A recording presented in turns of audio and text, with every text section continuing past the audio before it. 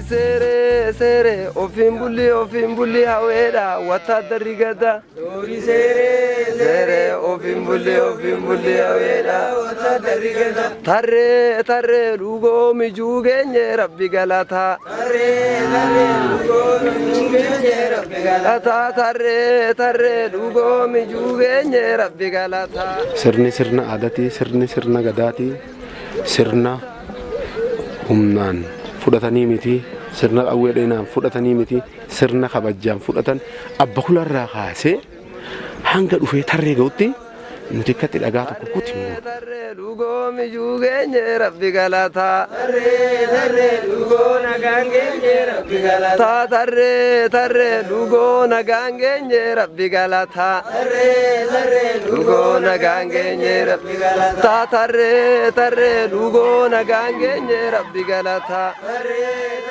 abaabiyyan abbaan kayyuu keenya faanti akkasitti farda fe'atee akkasitti bakka ceenyaf godhee harkaan qaba kajaan ni dhageenyaa matiire haala sanitti odoo waan nagartee kalee dheengaddarraa ammatti geggeeffaman ta'initti karoora sanii ta'in faarfanna jechuudha gootummaa isaa sanii.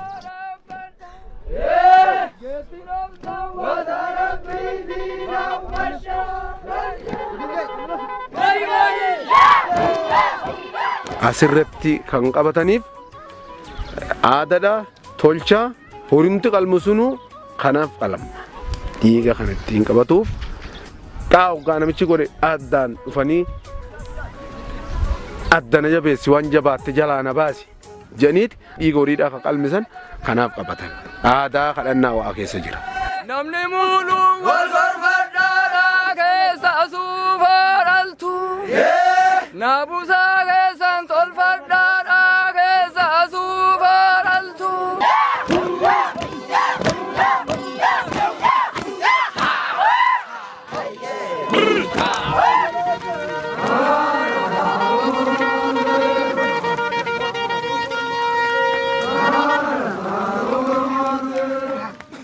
Oromoon kun akkuma nama wal dura dhalatu sanitti Booranaa bareentu hangafa qaba yeena kana lallabamee kennama daddachafachoo jedhanii jira bakka sanitti kennama.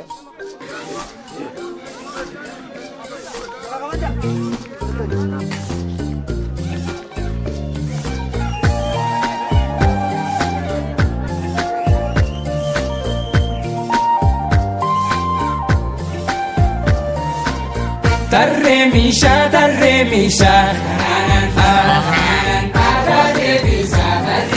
oh tarremisha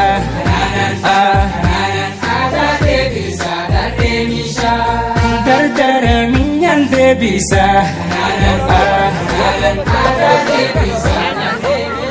abbaa galmummaa ta'uu kiyya kan ibsu oduu kanaa fi ana asirratti argamuun kiyya abbaa galmummaa kiyya ibsa. Abbarre dobbota hasuma amare durana hanai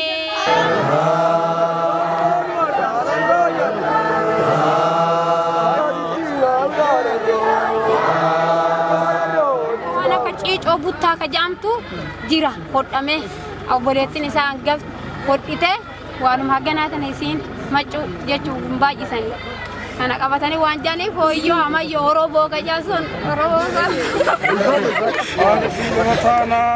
annanii garaa taana akka lagaa walitti yaana warra duluu wal barbaadu taana.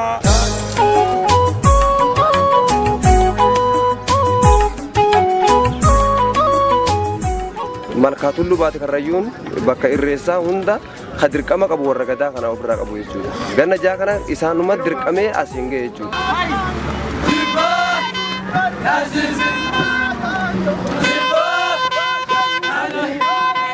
Inni yoo taphatullee yoo akka bakka shargii rafuu illee yoo gadhuuf of eeggataadha isaan ofirraa laaladhaa suutatti gooba marree dooriyyoo yaa waan nama garsijee taphata.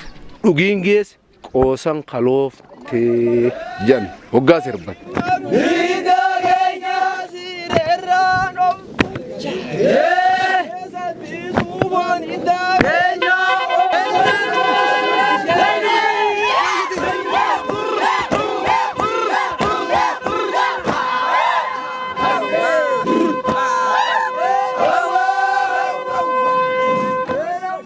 aadaa jechuun eenyummaa ofiiti waan ta'eef eenyummaa ofii gatuun hin danda'amu. Ammayya soo ta'e barumsa soo baratan aadaa ofii gatuu miti waan ta'eef kana beekee dhaloonni aadaa kana kunuunsee dhaloota dhalootatti akka dabarsuuf kaayyoon nuti qabnu.